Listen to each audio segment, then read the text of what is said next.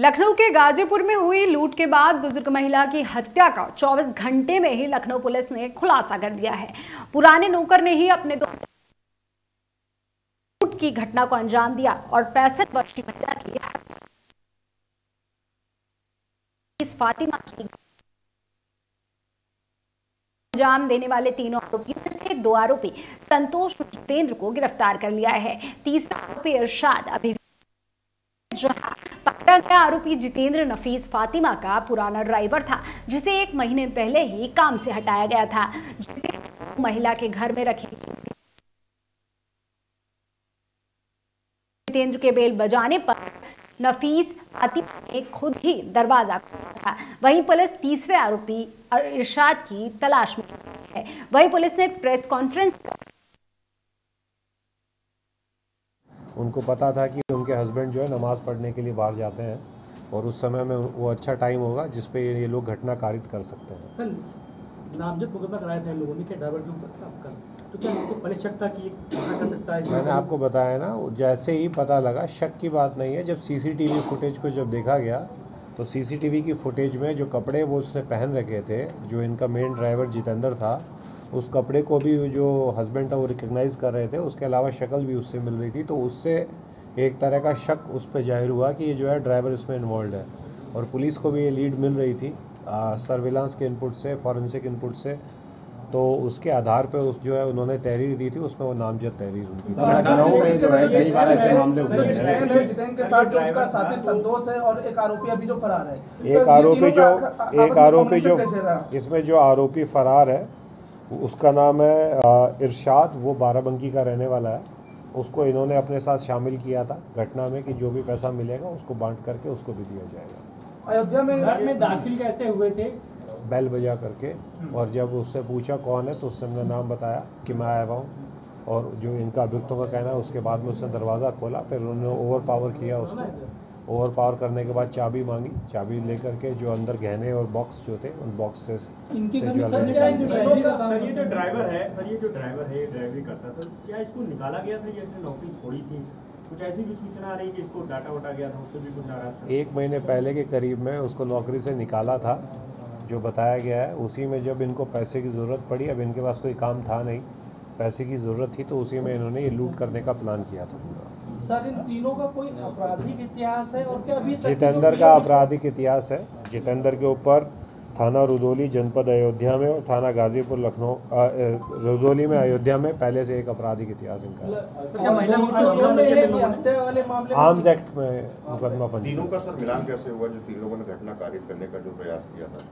इसमें confession of को accused है हमारे पास में, सीसीटीवी फुटेज की फुटेजेस हमारे पास में। उसके बाद में जो मोबाइल इनके यूज़ हुए हैं उनकी लोकेशन बेस पे जो total technical evidence based, circumstantial evidence based हमारे पास में एविडेंस है।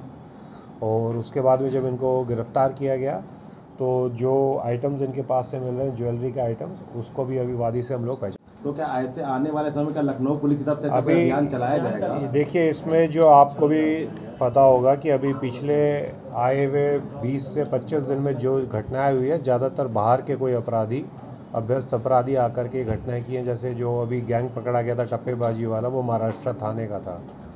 उससे पहले जो पुलिस बन करके लूट कर रहा था, वो भी, उसमें से भी लखीमपुर खीरी जनपद के 2 या 3 अपराधी थे जो यहाँ पे आके रह रहे थे। ये अपराधी जो पकड़े गए ये अयोध्या के हैं। तो मोर और लेस एक ट्रेंड जो देखने में आ रहा है वो ये है कि यहाँ के अपराधियों पे कंट्रोल है, बाहर से अपराधी आकर के घटना कर रहे हैं। और ज़्यादातर किराए के मकान में कुछ एक स्पेसिफिक प्लेसेस है जहाँ पे किराए का मकान लेके रहते हैं। तो उन सारे एसएचओज़ को हम लोगों ने डायरेक्शन दिया है कि कोई भी जो है व्यक्ति जो बाहर आएगा उसको सत्यापन, पुलिस वेरिफिकेशन होना बहुत ज़रूरी है, और उसके बाद में ही किराए पे मकान दे।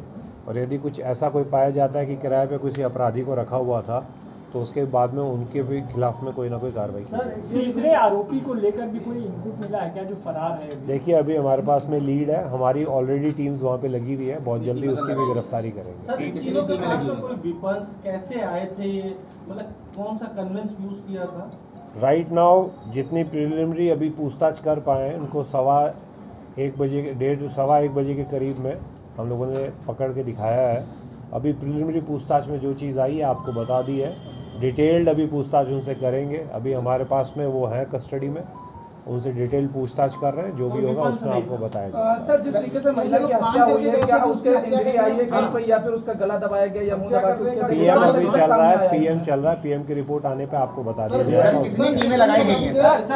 3 टीमें लगी थी। SHO गाजीपुर लगे थे, हमारी सेंट्रल क्राइम टीम के जो शिवानंद है वो लगे हुए थे, और जो नॉर्थ के क्राइम ब्रांच के विश्वजीत हैं, उन तीनों, विश्वनाथ को लगाया गया था। इनके काफ़ी 24 घंटे के अंदर इस घटना को वर्कआउट किया है। काफ़ी मेहनत इन लोगों ने पिछले 24 घंटे में करी है।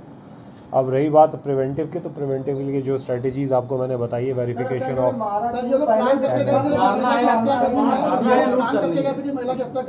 नहीं प्लान नहीं था। उस पर जब रजिस्ट किया उन्होंने, तब उस पर जा कर के उन्होंने अपार्टमेंट थाना गाजीपुर में जो है एक 60 वर्षीय महिला थी नफीस फातिमा, उनका मर्डर कर दिया गया था, और ज्वेलरी के और कुछ नगद जो है रुपया लूटा गया था।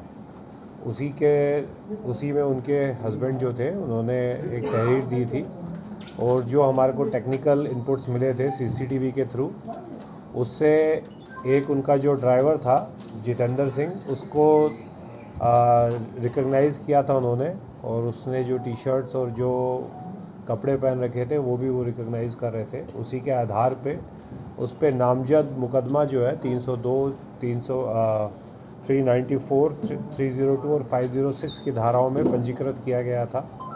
उसी के बाद इसमें CP सर के निर्देशन में 3 टीमों को लगाया गया था, जिसमें SHO गाजीपुर थे, एक हमारी जो सेंट्रल क्राइम ब्रांच है वो थी, और नॉर्थ की जो क्राइम ब्रांच है उसको लगाया गया था, और एडिशनल DCP साहब उसको लीड कर रहे थे तीनों टीमों को। उसी के बाद में जब हमारे को और इसमें इनपुट्स मिलने चालू हुए सर्विलांस बेस्ड, और उसके अलावा जो हमारे मुखबिरी होती है, इंटेलिजेंस होती है ग्राउंड पे, उस पे इनके रिश्तेदारों को और हमने पता करने की कोशिश की, तो आज ये पता चला कि जितेंद्र जो है और एक उसके साथ में संतोष जो साथ में था, ये दोनों का लोकेशन हमको पता लगा। उसी में हमने अपनी टीम्स को भेजा, इनको नैप किया गया, इनको वहाँ से पकड़ा गया, और इसमें जो है इनके पास में से जो लूटी गई सामग्री थी उसमें ज़्यादातर ज्वेलरीज थी। उसमें से तकरीबन उसकी वैल्यू 3 लाख की थी, उनमें से 2,50,000 की रिकवरी हम लोग कर चुके हैं, और जो कपड़े इन लोगों ने पहने हुए थे घटना के क्रम में वो भी हमारे आइडेंटिफाई हो चुके हैं CCTV पे, वो भी रिकवरी हो चुकी है। उसके अलावा अभियुक्तों के पास से 2 मोबाइल मिले हैं इनके खुद के, और उसके अलावा 2700 रुपये जो है नगद या कैश इनके पास से रिकवर हुआ है। ये दोनों जो है बाबा बाज़ार जनपद अयोध्या के रहने वाले हैं, और ये पहले ड्राइवरी का काम करता था इनके यहाँ पे। 1 महीने के पहले इसको निकाल दिया गया था, उसके बाद में से इनको रुपए की ज़रूरत थी, तो क्योंकि इनको ये ऐसा लग रहा था कि वो ऑलरेडी फ्लैट में जाएंगे और बैल बजाएंगे, तो उनको पता था कि उनके हस्बैंड जो है नमाज़ पढ़ने के लिए बाहर जाते हैं, और उस समय में वो अच्छा टाइम होगा जिस पे ये लोग घटना कारित कर सकते हैं। सर, नामजद मुकदमा कराया था इन लोगों ने के ड्राइवर के ऊपर, तो क्या इसको पहले शक था कि ऐसा कर सकता है? मैंने आपको बताया ना, जैसे ही पता लगा, शक की बात नहीं है। जब CCTV फुटेज को जब देखा गया, तो CCTV की फुटेज में जो कपड़े वो उसने पहन रखे थे, जो इनका मेन ड्राइवर जितेंद्र था, उस कपड़े को भी जो हस्बैंड था वो रिकग्नाइज़ कर रहे थे। उसके अलावा शक्ल भी उससे मिल रही थी, तो उससे एक तरह का शक उस पर जाहिर हुआ कि ये जो है ड्राइवर इसमें इन्वॉल्व है, और पुलिस को भी ये लीड मिल रही थी सर्विलांस के इनपुट से, फॉरेंसिक इनपुट से, तो उसके आधार पे उस जो है उन्होंने तहरीर दी थी, उसमें वो नामजद तहरीर उनकी जितेंद्र के साथ जो उसका साथी संतोष है, और एक आरोपी अभी जो फरार है, एक आरोपी जो इसमें जो आरोपी फरार है उसका नाम है इरशाद, वो बाराबंकी का रहने वाला है। उसको इन्होंने अपने साथ शामिल किया था घटना में कि जो भी पैसा मिलेगा उसको बांट करके उसको भी दिया जाएगा। अयोध्या में दाखिल कैसे हुए थे? बैल बजा करके, और जब उससे पूछा कौन है तो उसने अपना नाम बताया कि मैं आया हूँ, और जो इनका अभियुक्तों का कहना है उसके बाद में उसने दरवाज़ा खोला, फिर उन्होंने ओवर पावर किया उसको। ओवर पावर करने के बाद चाबी मांगी, चाबी लेकर के जो अंदर गहने और बॉक्स जो थे उन बॉक्स से ज्वेलरी निकाली। सर, ये जो ड्राइवर है ड्राइवरी करता था, क्या इसको निकाला गया था या इसने नौकरी छोड़ी थी? कुछ ऐसी भी सूचना आ रही कि इसको डाटा वाटा गया था, उससे भी कुछ आ रहा था? 1 महीने पहले के करीब में उसको नौकरी से निकाला था, जो बताया गया है। उसी में जब इनको पैसे की ज़रूरत पड़ी, अब इनके पास कोई काम था नहीं, पैसे की ज़रूरत थी, तो उसी में इन्होंने ये लूट करने का प्लान किया था पूरा। सर इन तीनों का कोई आपराधिक इतिहास है और क्या अभी तक जितेंद्र का आपराधिक इतिहास है। जितेंद्र के ऊपर थाना रुदौली जनपद अयोध्या में और थाना गाजीपुर लखनऊ रुदौली में अयोध्या में पहले से एक आपराधिक इतिहास इनका आर्म्स एक्ट में मुकदमा पंजीकृत। तीनों का सर मिलान कैसे हुआ जो तीन लोगों ने घटना कारित करने का जो प्रयास किया था? इसमें कन्फेशन ऑफ को अक्यूज्ड है हमारे पास में, सीसीटीवी फुटेज की फुटेजेस हमारे पास में, उसके बाद में जो मोबाइल इनके यूज़ हुए हैं उनकी लोकेशन बेस्ड पे जो total technical evidence based circumstantial evidence based हमारे पास में एविडेंस है। और उसके बाद में जब इनको गिरफ्तार किया गया तो देखा आपने किस तरह से पुलिस ने सिर्फ 24 घंटों में लूट और हत्या की वारदात को अंजाम देने वाले आरोपी को गिरफ्तार कर लिया है। इस कार्य के लिए पुलिस का जो कार्य है वो प्रशंसनीय है। पुलिस की जो कार्रवाई है उसके लिए पुलिस की प्रशंसा की जानी चाहिए। सिर्फ 24 घंटों में पुलिस ने लूट और हत्या की वारदात को अंजाम देने वाले आरोपी को गिरफ्तार किया है। आरोपी जो कि महिला का ही पुराना ड्राइवर था, जिसे 1 महीने पहले ही नौकरी से निकाल दिया गया था, जिसे घर में रखे सारे कीमती सामान और जेवरात की जानकारी थी, उसने अपने 2 दोस्तों के साथ मिलकर किस तरह उस जानकारी का फायदा उठाते हुए लूट की घटना को अंजाम दिया।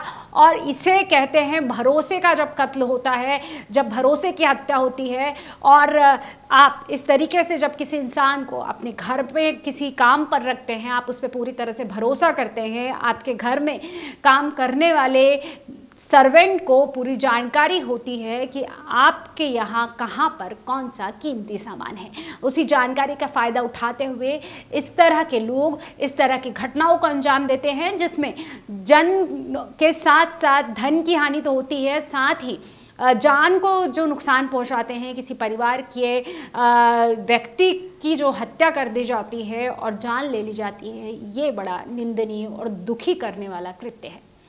इसी तरह की खबरों के साथ बने रहिए पब्लिक लाइव।